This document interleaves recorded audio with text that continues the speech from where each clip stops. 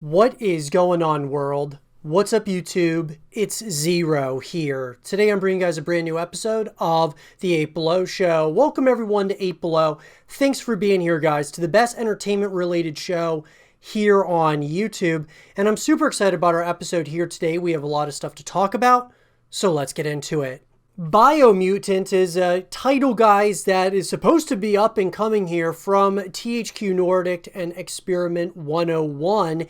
And guys, I wanted to go ahead and take this segment of the show and talk about where is Biomutant at this time. This is a title I've talked about here on the YouTube channel. You guys can check out all of the Biomutant content, but I really want to know, like, where is this title at this point? Is it still coming? Is it in a limbo state? Were there creative differences? Is it in a development hell cycle?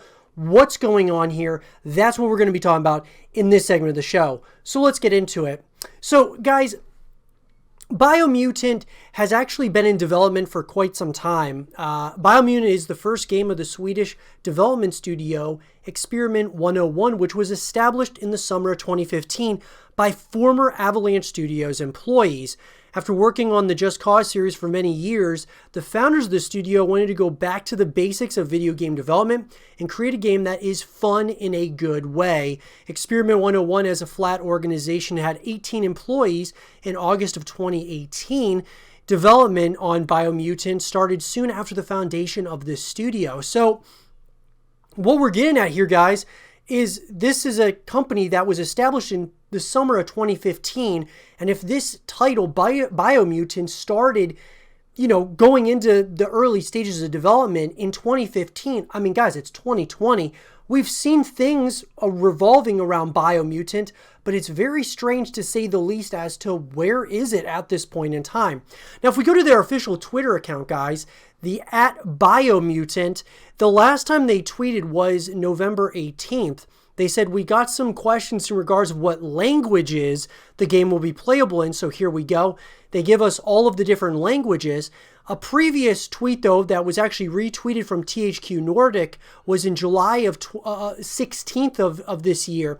It says the official Biomutant Discord channel is here. Join now, talk to other fans, impatiently waiting for the game and discuss theories. No, it was not scrapped. There were a lot of question marks. Is Biomutant scrapped? Is this a title that is pretty much got canceled?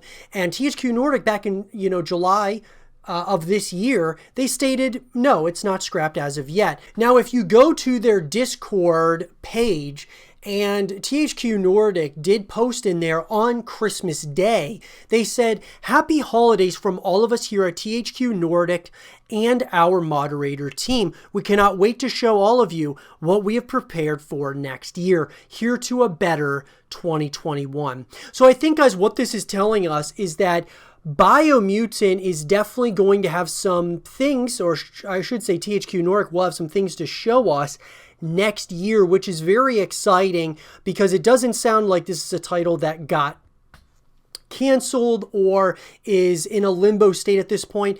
Are there some development hell issues is another question. I think that there was certainly some problems, guys, behind the scenes because it's been a title that was revealed to be coming out years ago, and we really did not hear much about it for quite some time.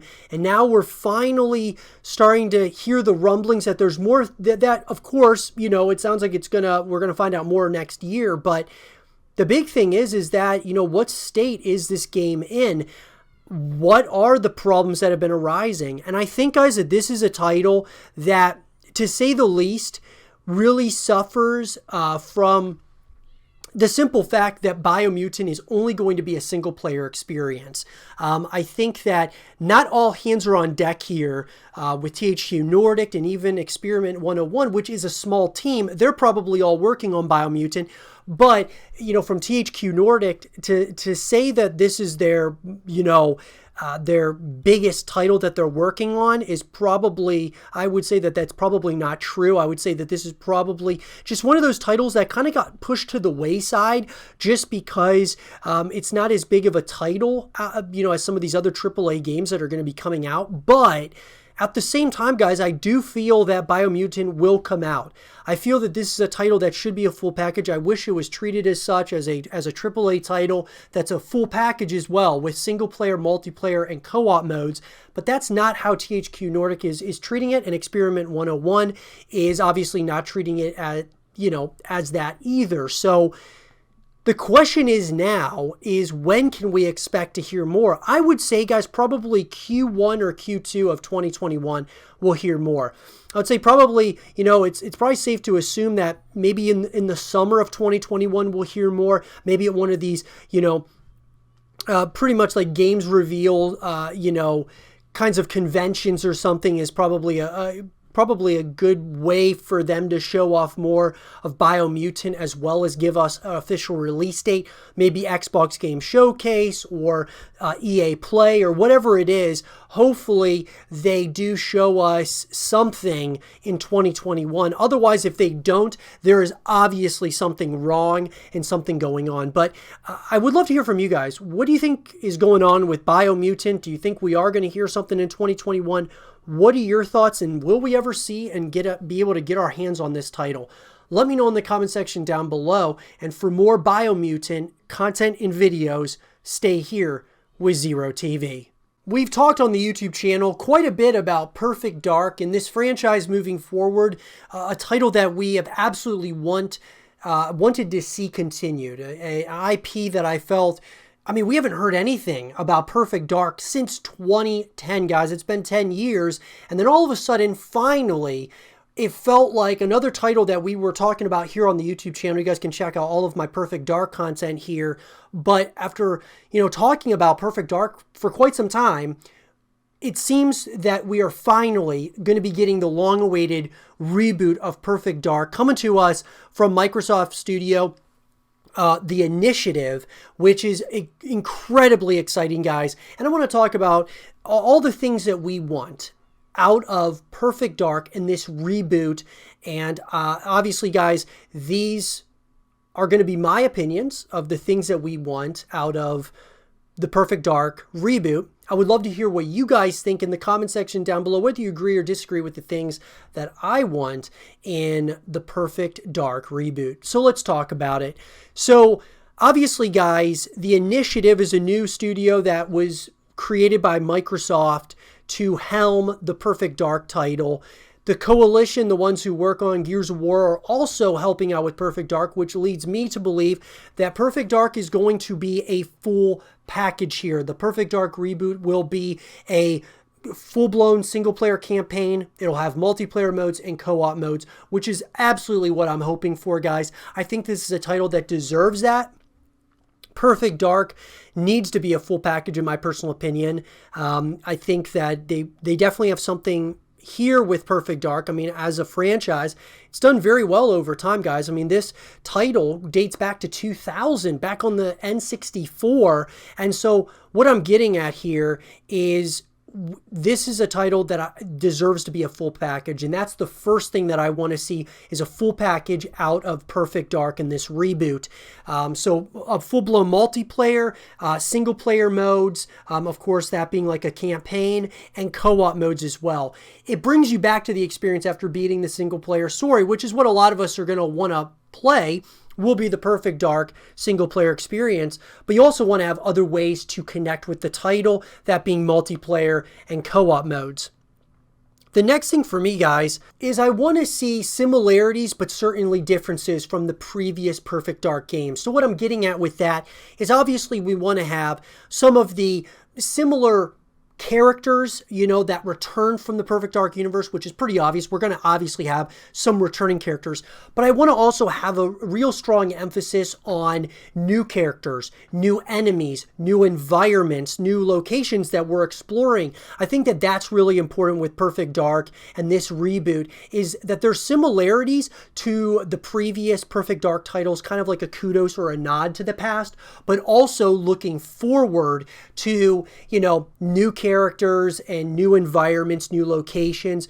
you certainly want there to be those similarities where it feels like a Perfect Dark title, but you definitely want there to be differences, things that you can kind of latch onto that make this its own title. And I think that's exactly what's going to happen, guys, here with the initiative taking the helm here with the Perfect Dark reboot. For me, guys, there's been a lot of talk from the community what this game's all going to encompass. Another thing that really leads, for me at least, I really want to see this Perfect Dark reboot have a open world kind of scenario. Semi-open world would be fine as well. Something where we're really able to move into this living, breathing place in the single player story and explore, really get that feel, that full immersion, make this Perfect Dark universe a living, breathing place that we can go to in this game and be able to explore somewhat. I'm kind of getting at, the Coalition's working with the initiative, and the Coalition, coming off of Gears 5, did and teased this semi-open world scenario in Gears 5, which was semi-open world, and I loved the concept there, even though it was very, pretty bare bones when it came to the experience, but it was still awesome being able to explore a little bit. Having that in the Perfect Dark reboot, I think, would be really great for this title. Being able to explore somewhat on your off time, having, side missions and things of that nature could be really great as well.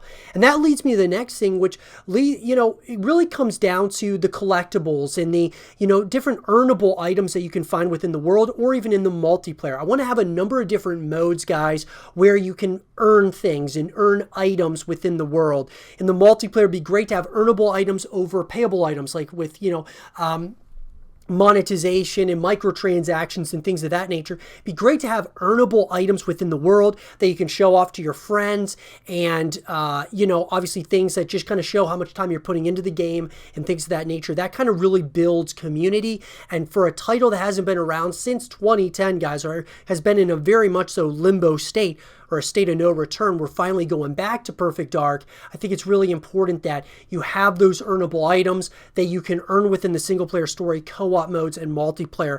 I think that would be absolutely great as well.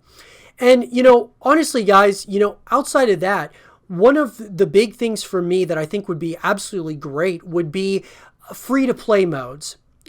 As kind of like a final thought, I mean, having free-to-play modes would be great, like the multiplayer for Perfect Dark. If it were free-to-play, that would be awesome. We're kind of like really experiencing now within the gaming universe so many titles that are multiplayer, that are free-to-play, and I think Perfect Dark as a free-to-play multiplayer experience would be great, or even just free-to-play elements, because when we look at obviously Xbox Game Pass will come into play here. You'll be able to play Perfect Dark if you have the Xbox Game Pass subscription.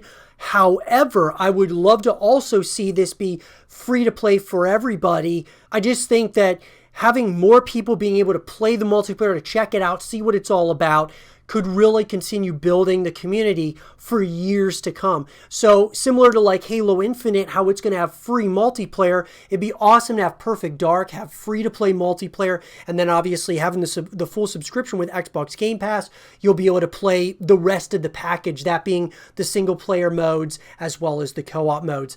That's just my personal opinion, guys, and I would love to hear what you guys all think about Perfect Dark and this reboot and the things that you want to see moving forward. Let me know in the comment section down below. And for more Perfect Dark content and videos, stay here with Zero TV.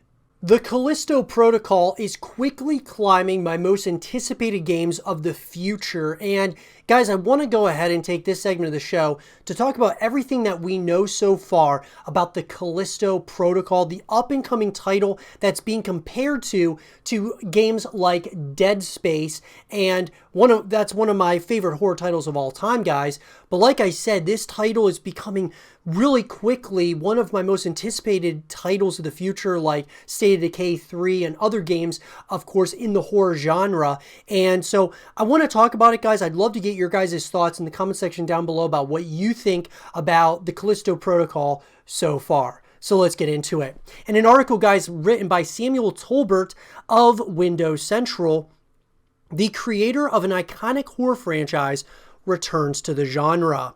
One of the big reveals during the Game Awards 2020 concerned a new horror game called the Callisto Protocol. Coming from a Dead Space co-creator, it instantly excited horror fans with the promise of a spiritual successor to the beloved franchise. It's still early in development, but there's a ton to glean from the reveal trailer, as well as the comments of developers working on the game. So, the trailer, first of all, guys, was absolutely incredible. I thought that it was unnerving, terrifying in a number of different ways. Certainly gave you those Dead Space vibes. It's definitely exciting, guys, for sure. Now, what is Callisto Protocol? The Callisto Protocol is a third-person single-player survival horror game. It's being developed by Striking Distance Studios, a subsidiary of Krafton, which also own PUBG Group, or PUBG Corp. Glenn Schofield, co-creator of Dead Space, co-founder of Sledgehammer Games, and CEO of Striking Distance Studios, stated that we've built a world-class studio of passionate developers that is ready to once again tackle one of our all-time favorite genres, survival horror. We're setting out to make one of the most terrifying games of all time, and we can't wait to share more about the Callisto Protocol next year. Trailer was terrifying, guys. Absolutely awesome.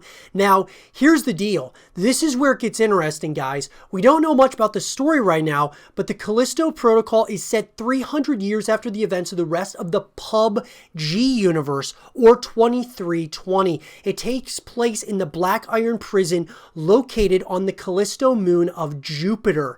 So, how crazy is that, guys? This is in the same universe as PUBG, which is very interesting because you wonder, with the Callisto Protocol being in that same universe and being confirmed to be in the same universe as PUBG, does that mean that with updates to PUBG in the future, will there be some hints to the Callisto Protocol? Will this be somewhat of kind of like what Call of Duty's doing, where they're incorporating their new Call of Duty games into Call of Duty Warzone? Is it something kind of similar to that, where PUBG will kind of slowly but surely transition into, parts of the map have, pieces of the Callisto Protocol written all over it, or how will that work? The big question is, will they use the Callisto Protocol and PUBG to kind of cross-promote each other? Similar to like what Apex Legends could do with promoting, say, a Titanfall 3, or a Call of Duty Warzone can do with promoting Call of Duty Black Ops Cold War, or the next Call of Duty.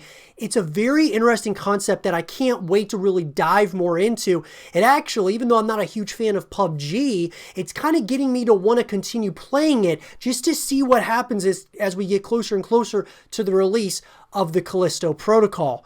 The character in the trailer has a kind of diegetic health interface on his neck, which instantly recalls how the HUD in Dead Space was immersively designed around the character. Based on the trailer, the prison is in disarray with something horrific stalking the inmates. The monster has a humanoid shape and on close examination appears to be an infected human. Whether this thing is alien or human-made in origin is unknown, but we'd seriously guess the former. We also see a mysterious figure watching a control panel with cameras, possibly the prison warden. Meanwhile, an operator tells a ship called the Charon to begin landing, which we see as the trailer ends. There's also a glimpse of the domes that presumably make up the livable section of the prison. So, very interesting stuff, guys. From an interview with Polygon, Schofield was drawn to using the moon of Callisto due to the setting, which is theorized to feature an entire ocean trapped under a massive amount of ice. We know the game is third person and will almost certainly use a HUD similar to that of Dead Space. Schofield told IGN that the graphics are just freaking amazing now, while the 150 plus developer team is working to make this game the scariest title on the latest generation of consoles. And I'm super excited about that, guys, because look, obviously there's some terrifying titles out there, but we haven't had anything incredibly terrifying since Dead Space. I could argue The Last of Us had very eerie and terrifying elements to it. We could argue Resident Evil Biohazard, Resident Evil 7 Biohazard was an absolutely unnerving experience. I believe it was the scariest game ever made. The Last of Us and The Last of Us Part 2 are certainly right up there in that ballpark, but Dead Space is up there as well, guys.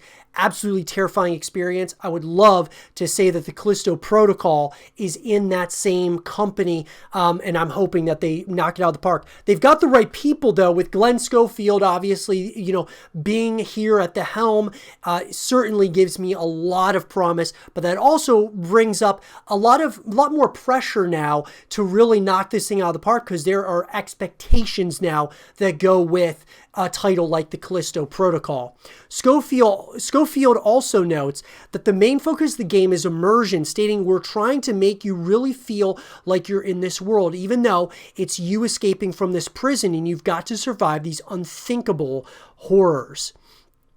So I'm excited about that. It sounds very, you can just imagine how terrifying it is going through this prison.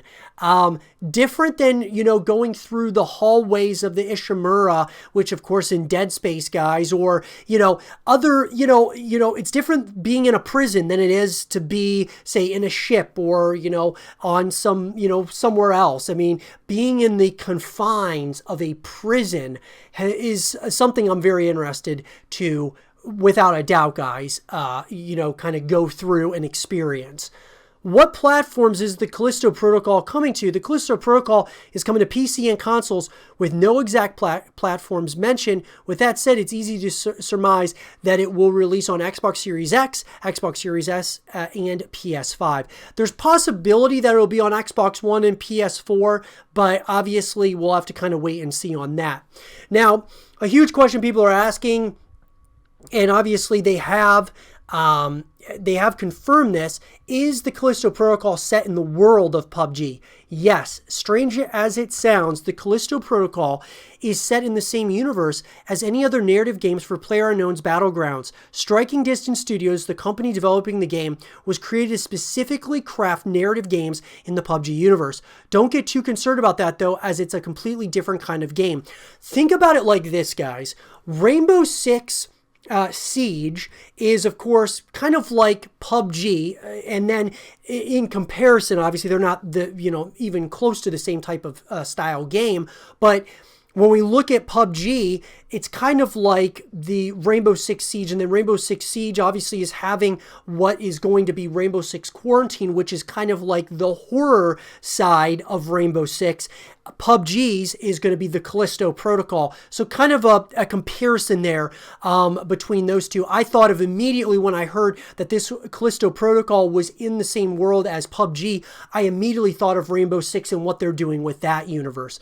Very interesting, guys, and I'm all for it, guys. I'm all for taking these universes and kind of building off of them and creating, let's just say, horror titles out of them. I think it's absolutely awesome. When is the Callisto Protocol's release date? The Callisto Protocol has a release window of 2022, so it'll be a while yet before it's ready. A Red Band trailer obviously has come, but there is going to be more information shared throughout 2021. So, very exciting stuff, guys. I mean, look, this is easily one of my most anticipated games of the upcoming years. I'm so excited to hear more information about it, see gameplay, and all of those things. This has real possibility, guys. Even the name itself, look, it's a different kind of name, the Callisto Protocol, but it's different, and I'm all for there being differences, guys. I just don't want them to make the same mistake that they made with Dead Space. That being kind of being behind the curve when it came to co-op, when it came to trying to add multiplayer modes and things of that nature. Release the Callisto Protocol as a full package like Gears of War. Make it a full-blown campaign. Make it have, obviously, co-op modes and multiplayer modes all at launch. Even if it's going up against waves and waves of enemies like you do in Gears of War's Horde mode, having that, would have gone so far with Dead Space, I believe. But, just having a single player story I don't think is going to cut it, at least for me. Being a huge horror fan, I want more. After you're done playing that single player story, I'm really hoping that they have other things that you can do within this universe. It'll be very interesting, to say the least, because it's probably not going to be an open world scenario because you're going to be confined inside of a prison. So I would love to have other modes outside of the single player story. But let me know, guys, in the comment section down below, what do you guys want to see in the Callisto protocol? Let me know. And for more of the Callisto protocol content and videos, stay here with Zero TV. Days Gone is a title that many people are really anxiously waiting to see if there's going to be an announcement of a second title, that being Days Gone 2, or what the future of this title is. And so I want to talk about, guys, in this segment of the show, about everything that we know so far about Days Gone 2. So let's get into it. So guys, in order to kind of predict the future, we have to look at the past and kind of see what happened here with Days Gone. This is a title, guys, that I honestly really exceeded my expectation when it came to not only the reception, but also the sales, which are the first two things you really have to look at to say whether or not you're probably going to get a sequel or not.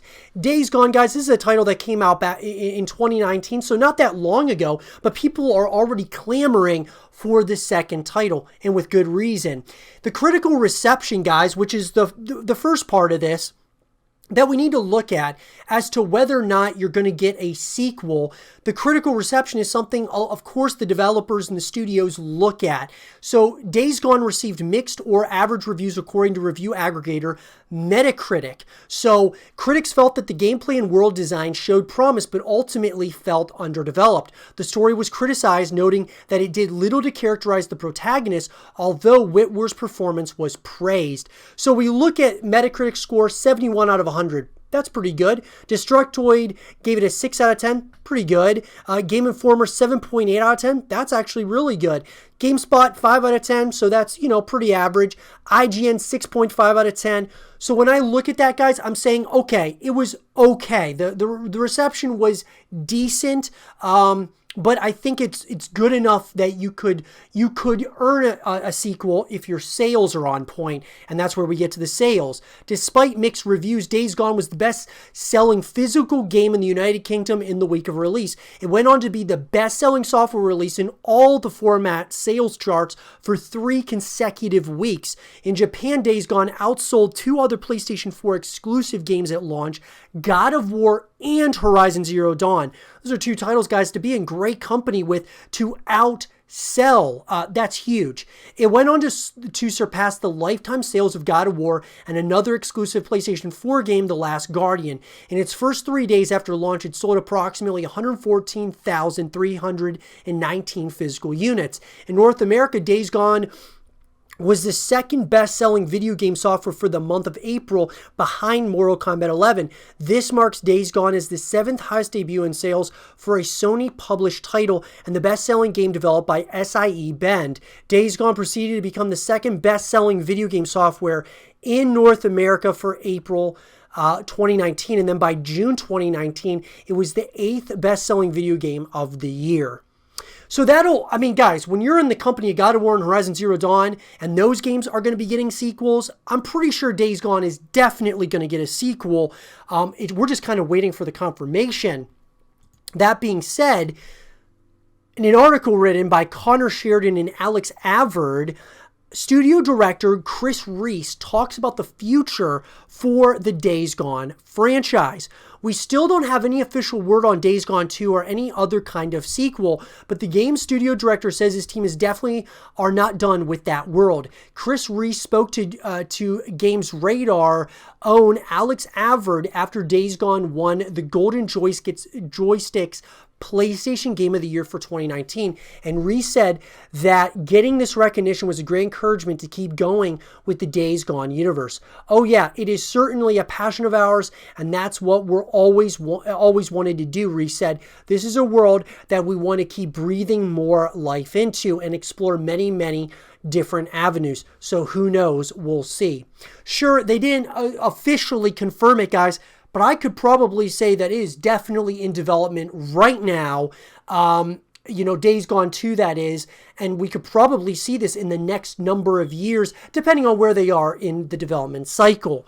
A resume updated from a Bend Studio employee indicates that the team has recently entered pre-production on a new game. There's no official word on what this game will be, but given the positive response to the first Days Gone and Reese's comments after receiving an award, a sequel seems quite likely. Whatever direction the studio goes next, Reese said he was grateful to receive the recognition for Days Gone from fans, as the golden joysticks are voted on by the player community. It's awesome because there was so much dedication and hard work from the team, and this is kind of the final payoff for that.